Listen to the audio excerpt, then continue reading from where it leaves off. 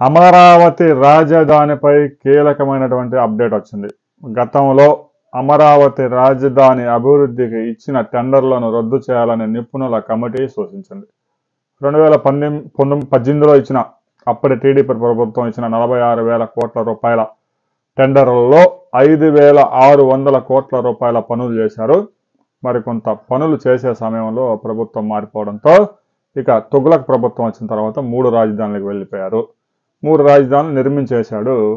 అది కనిపించని లోకంలో. ఇక అమరావతి రాజధానిలో పాత టెండర్లు అయితే రద్దయిపోయాయి. కొత్తగా టెండర్స్ కాల్ చేయబోతున్నారు.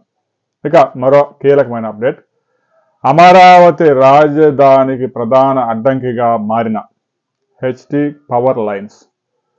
ఆ విజయవాడ ఎన్టీపీసీ ల్యాంకో పవర్ నుంచి కృష్ణానది మీదుగా అమరావతి రాజధాని మీదుగా గుంటూరు జిల్లాలోని సత్తెనపల్లి, చిలకలూరుపేట, నరసరావుపేట, గుంటూరు ఆయా ప్రాంతాలకు లైన్స్ వెళ్తూ ఉన్నాయి. వాటన్నిటినీ అండర్ గ్రౌండ్ డెక్లో వేసే కార్యక్రమం చేయడానికి 1,600 కోట్ల రూపాయలు రాష్ట్ర ప్రభుత్వం విడుదల చేయబోతా ఉంది. ఇప్పటికే 136 కేంద్ర ప్రభుత్వ రంగ సంస్థలకి, కొన్ని ప్రైవేటు సంస్థలకి ప్రభుత్వం 1,136 ఎకరాల భూమి కేటాయించింది. ఆ భూముల్లో పనులు చేపట్టేందుకు ఈ పవర్ లైన్స్ అడ్డంకిగా ఉన్నాయని చెప్పేసి వాళ్ళు కంప్లైంట్ ఇవ్వడంతో ఇక రాష్ట్ర ప్రభుత్వం ఈ లైన్స్ అన్ని అండర్ గ్రౌండ్లో వేస్తే భవిష్యత్తులో కూడా సమస్య రాకుండా ఉంటుందని ఒక నిర్ణయానికి వచ్చింది. ఎందుకంటే పెద్ద పెద్ద సంస్థలు వస్తున్నాయి, 9 అంతస్తులు, 10 అంతస్తులు, 12 అంతస్తులు నిర్మించాల్సి ఉంటుంది. పవర్ లైన్ వెళ్తే ఆ భూమి అంతా ఖాళీగా వేస్ట్గా వదిలేసుకోవాల్సి వస్తుంది. ఆ లైన్ కూడా ఈ మూల నుంచి ఆ మూలకు వెళ్ళడం వల్ల డిజైన్స్ కరెక్ట్గా రావడం లేదు.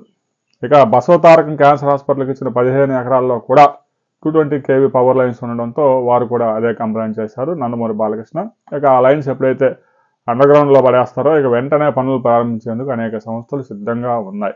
రాబోయే కొద్ది రోజుల్లోనే ఈ లైన్స్ మొత్తం కనిపించకుండా అండర్ గ్రౌండ్లో వేసే కార్యక్రమం చేపట్టబోతున్నారు. అమరావతి రాజధానిపై ముఖ్యమంత్రి చంద్రబాబు నాయుడు ఈరోజు ఒక కీలక నిర్ణయం ప్రకటించబోతా ఉన్నారు. ఆ నిర్ణయం ఏంటి అనేది మరిన్ని వివరాలతో మరో వీడియోలు తెలుసుకుందాం. వీడియోని లైక్ చేయండి, షేర్ చేయండి, సబ్స్క్రైబ్ చేసుకోండి.